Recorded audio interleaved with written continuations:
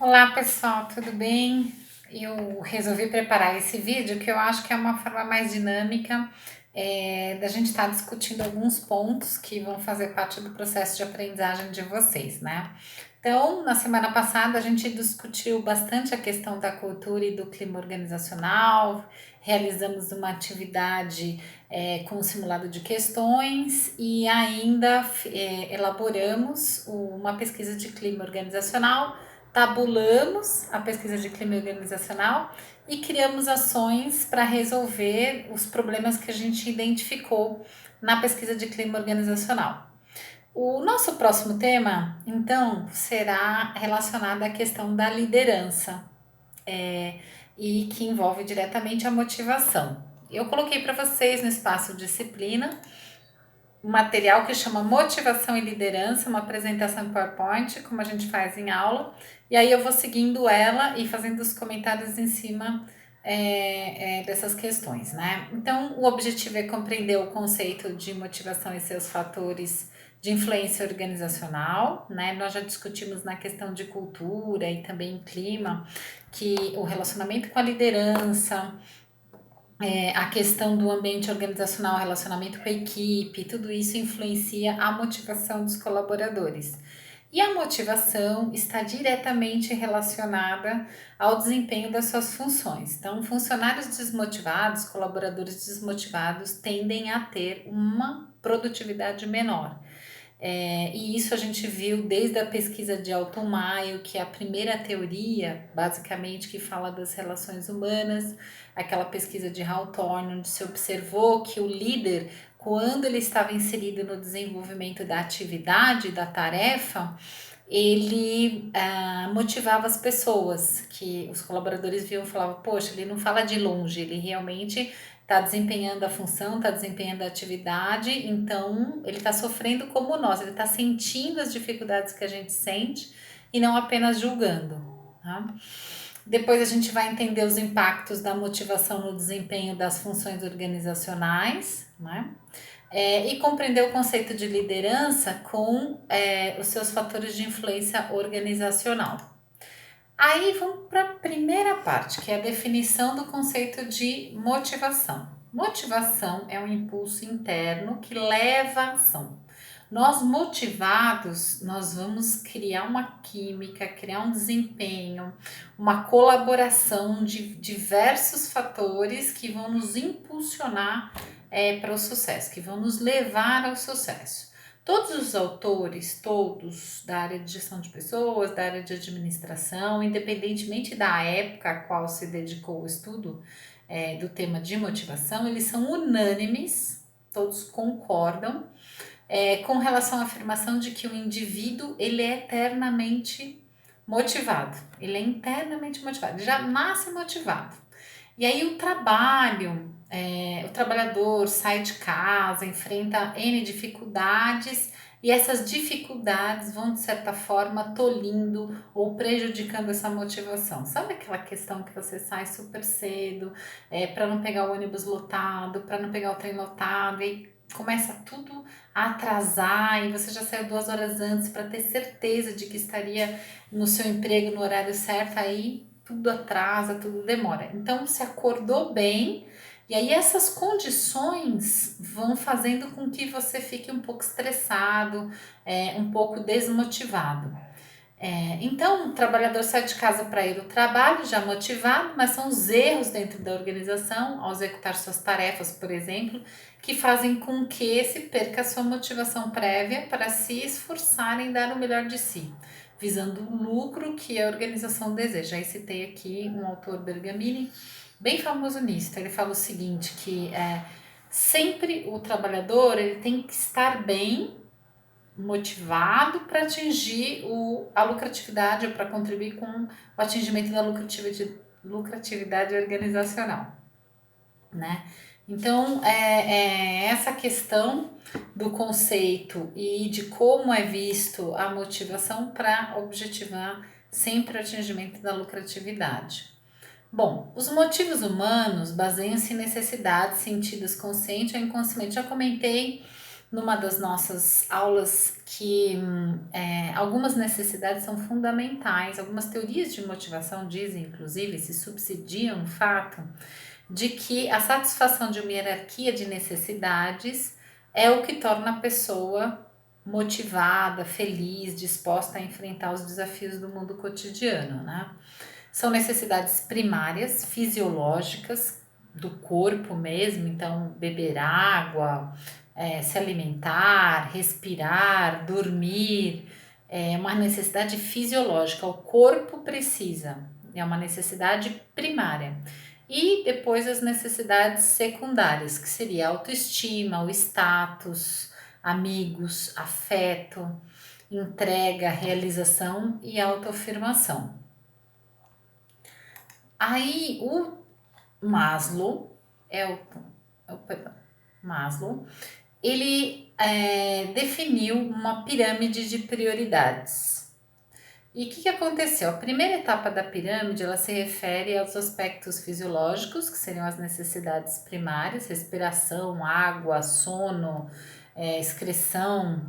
Depois, a necessidade de segurança do próprio corpo, do emprego, dos recursos, da moralidade, da família, da saúde, da propriedade. Então, o primeiro fator seriam as necessidades fisiológicas, a segunda etapa da pirâmide, o segundo degrau seria segurança, o terceiro, amor, relacionamento, que seria amizade, família, intimidade, a quarta, estima, confiança, conquista, respeito dos outros, e por último, a realização pessoal, que aí criatividade, espontaneidade, ele está no ápice. Eu costumo traduzir em miúdos, me perdoa o autor, né? Mas eu coloco o seguinte, que para entender bem e para fixar uma forma, porque isso não cai, ele despenca em tudo quanto é lugar, né? Quando a gente fala de motivação, a pirâmide de Maslow é algo que não cai, despenca nas provas públicas, nas provas e tudo mais, né? Então, o primeiro aspecto é sobrevivência, respirar, comer, dormir. Segundo aspecto é a segurança do emprego, que as pessoas precisam ter o dinheiro para pagar as condições fisiológicas, mas também para se manter seguras nessa condição. Né? Ela é a segunda, porque primeiro você precisa respirar, senão você morre. Segundo, você precisa ter dinheiro para te dar um pouco de condição de atender às suas necessidades fisiológicas.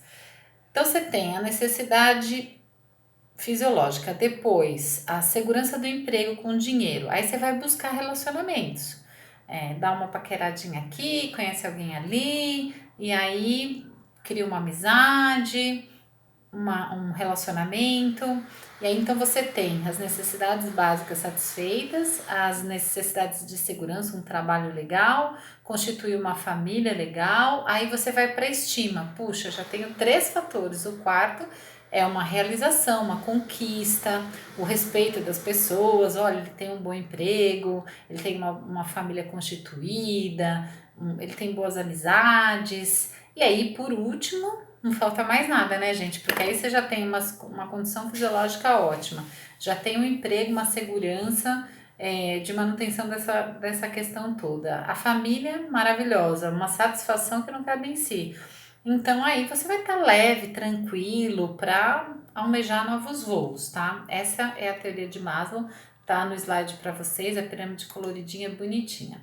Aí vem a teoria XY de MacGregor, outro autor. Então, o primeiro foi Maslow, com a teoria das necessidades.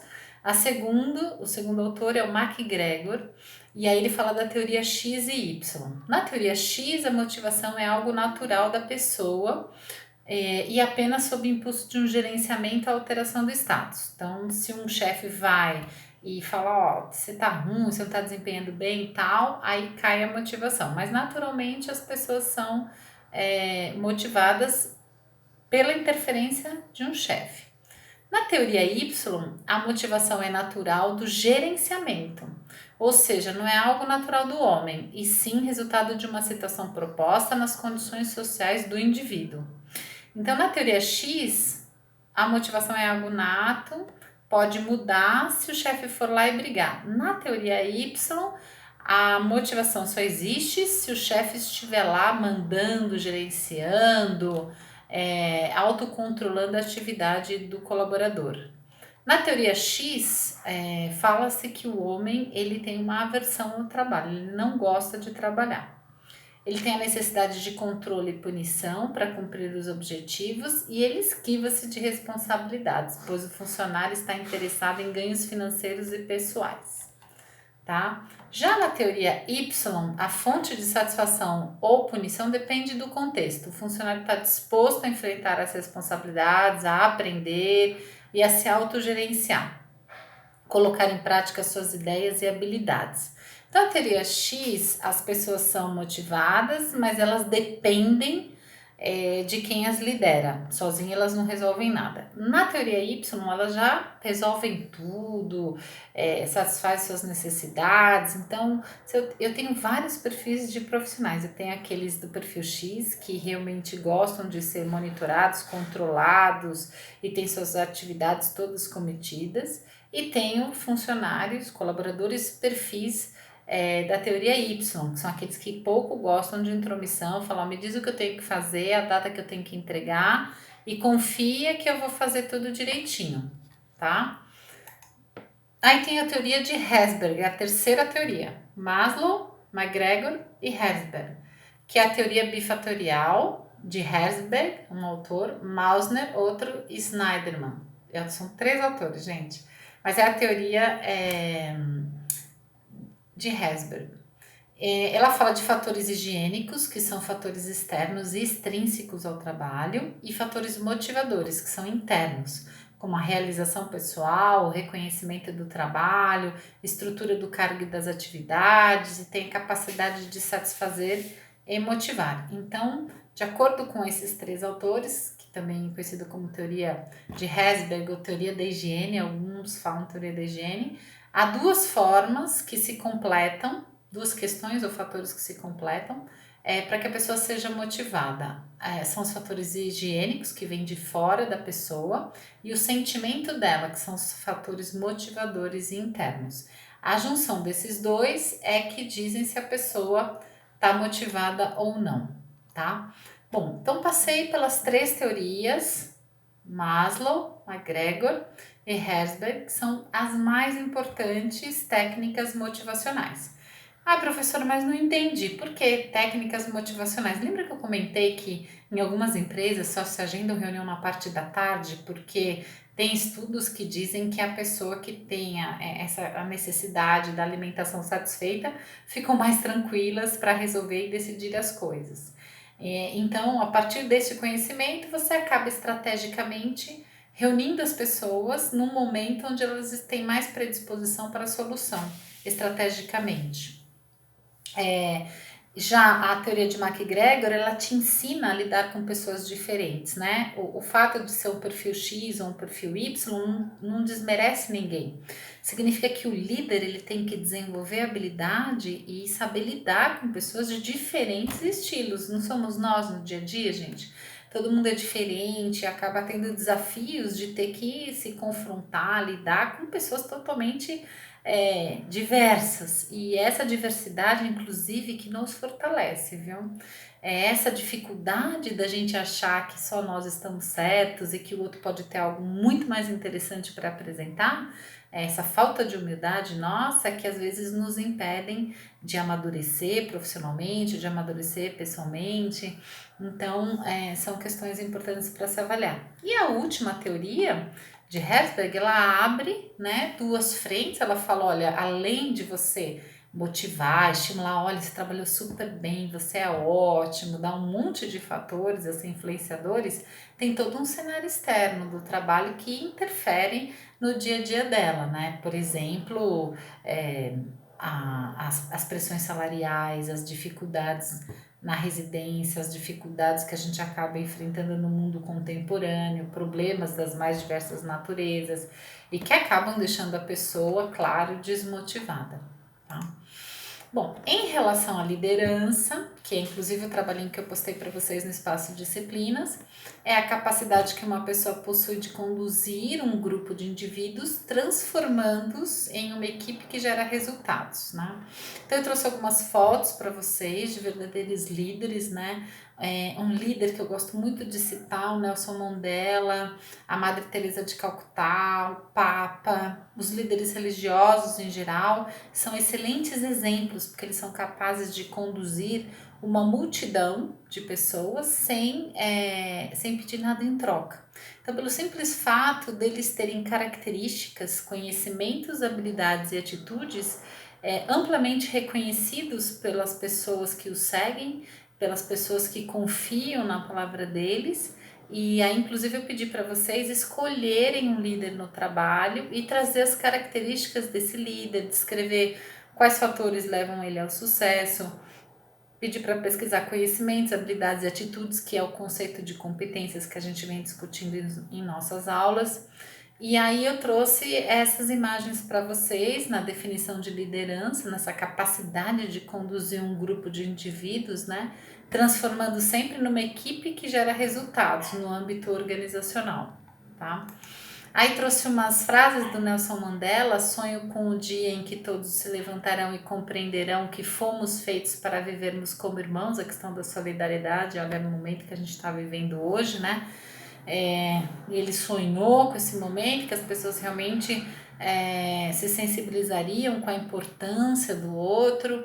A educação é a arma mais poderosa para mudar o mundo, o conhecimento, né? O quanto a gente agora, por exemplo, não está dependendo do conhecimento por uma cura mundial aí para essa questão toda.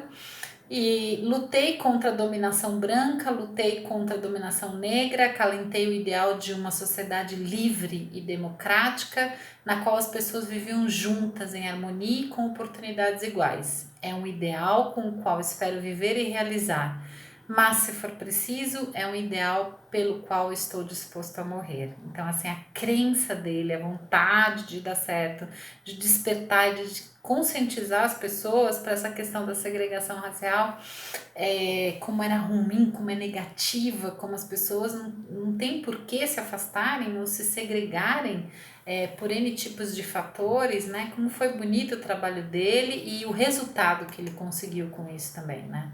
A Madre Teresa coloca que nunca se preocupe com números, ajude uma pessoa de cada vez e comece sempre pela mais próxima de você, para começar a ter as atitudes, gente. Lembra? Conhecimentos, habilidades e atitudes. Você quer ter atitude? Começa com a mais próxima, um familiar, um amigo, uma pessoa que realmente tá ali perto. Olha a frase dela, dessa pessoa que mobilizou e mobiliza tanta gente até hoje, que comoveu com suas ações, seus hospitais, suas ações sociais, são verdadeiras potências. E ela também fala: não espere por líderes, faça você mesmo sozinho, pessoa a pessoa, né? Não espere alguém decidir por você. Comece a decidir e trabalhar para atingir seus objetivos. E aí, em outras frases que estão aqui para vocês também. E finalizando essa aula de motivação, a motivação é uma das poucas palavras que faz a diferença entre o sucesso e o fracasso de qualquer organização. Está relacionada com o desempenho dos colaboradores, ou seja, quanto mais motivado estiver o colaborador, melhor será o seu desempenho. E as pessoas motivadas, elas são importantes para as organizações, pois são responsáveis pela produtividade. Então, gente, você vê que a questão da motivação, ela está diretamente relacionada à liderança, ela está diretamente relacionada ao resultado da organização. Na pesquisa de clima organizacional, nós fizemos algumas perguntas, né, em relação ao chefe, se ele era ético, se ele distribuía as atividades corretamente, tinha toda essa questão de avaliação. Também fizemos pergunta para a equipe, seu relacionamento e engajamento com seus colegas da mesma área, é bom, é ruim, precisa melhorar o que está acontecendo, e tudo isso é para descobrir a satisfação ou fatores que podem estar incorrendo na desmotivação dos colaboradores. Bom, esse é nosso encontro sobre motivação e liderança. Espero que vocês estejam se cuidando. Se tiver qualquer tipo de dúvida, é só centralizar no representante de sala. Pode fazer uma lista de dúvidas, de perguntas ou de discussões, e eu vou preparando as respostas e postando para vocês. E desculpem pelo vídeo, mas foi o melhor que eu consegui fazer hoje. Eu tenho certeza que eu vou melhorando a cada dia. Um abração. Se tiver dúvida, perguntem, pessoal. E façam as atividades. Eu vou postar a primeira hoje. E aí vou combinando com vocês as próximas, tá bom? Obrigada, uma excelente tarde e se cuidem. Vamos em frente.